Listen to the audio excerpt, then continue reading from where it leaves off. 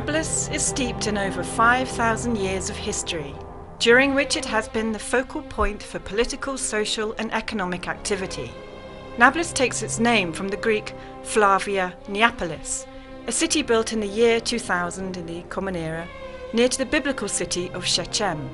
Over the different periods of authority and occupation of Palestine, Nablus has been at the forefront of historical events, and it has produced prominent leaders in the fields of science, literature and culture.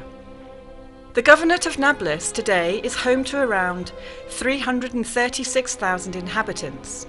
They are distributed between the city and the surrounding 60 villages and the 4 refugee camps, housing those who were expelled from their homes in the war of 1948.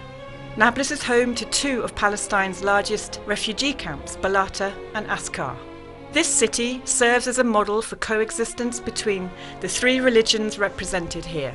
The majority of Muslims live side by side with the 2 minorities, Christian and Samaritan. The incidences of religious tolerance between the 3 groups have been few and far between, resulting in a cooperative and harmonious atmosphere. Agricultural lands in the Governorate of Nablus have always been the food basket for other areas of Palestine. Indeed, the late President Arafat called Nablus the economic capital of Palestine because of the amount of economic and industrial activity. Nablus has a good reputation in Palestine for education. Palestine's largest university, AnNimer National University, is located here, providing more than 60 academic programs to over 16,000 students. The university receives applications from thousands of high school leavers every year and does its best to place them in programs suited to their ability and aptitude. AnNimer University competes well with other universities in the region, seeing many of its graduates successfully finding work in the Gulf nations and further afield.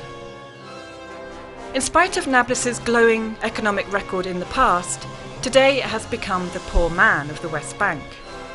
For the 8th year in succession, the Israeli occupation continues to strangulate economic, social and cultural activity, making even everyday life difficult. Unhappily, Nablus leads the tables enumerating the people killed, injured, maimed and imprisoned. Incursions and military operations by Israeli military are frequent in Nablus. During these attacks, people are killed, houses are demolished, institutions come under attack, and Nablus citizens are arrested and detained. Even medical teams and journalists have come under attack.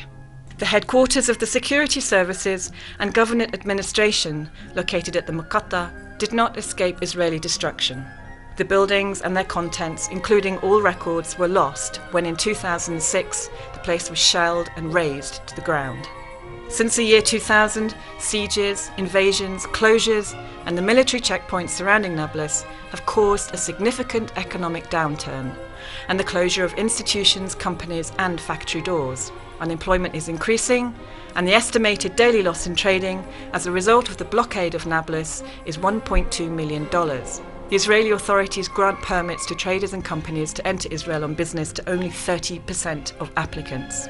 The restriction on movement causes difficulty for anyone wishing to enter or leave Nablus, but males aged 28 or younger have a particularly difficult time, being subject to stringent checks and frequent denial of passage. Students who live in the villages beyond the checkpoints are singled out because they have to queue for many hours before they are searched and allowed to travel home.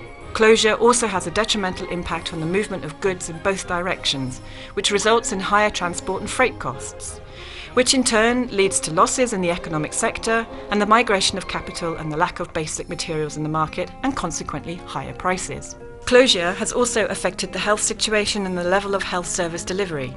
Nablus is the centre of health services to the main cities in the north of the West Bank, serving more than 1 million citizens. For example, a pregnant woman from Asira Ash-Shamalia, a village which used to be only 7 minutes away, now has to take a detour of a minimum of 40 minutes because the road connecting it to Nablus is closed by a military checkpoint. There are many reported cases of women giving birth at checkpoints because they are prevented from proceeding, and worse cases of people dying because medical attention is delayed by searches at checkpoints. The confiscation of large areas of agricultural land owned by Palestinian residents for the construction of Israeli settlements has heightened Nablusi citizens' sense of injustice as they watch their trees and livelihoods stolen from them, with nobody to turn to for protection.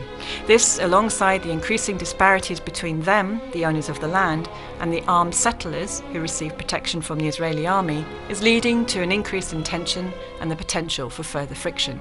The presence of 4 refugee camps in the city adds to the complexity of the economic situation in Nablus. The crowded and substandard living conditions persist in the absence of a political solution to the issue of refugees, thus contributing to the deterioration in the overall situation in the city of Nablus. Nablus may not be in dire need of special assistance from the international community, but it would benefit enormously from the end of the policy of collective punishment that affects the daily lives of residents.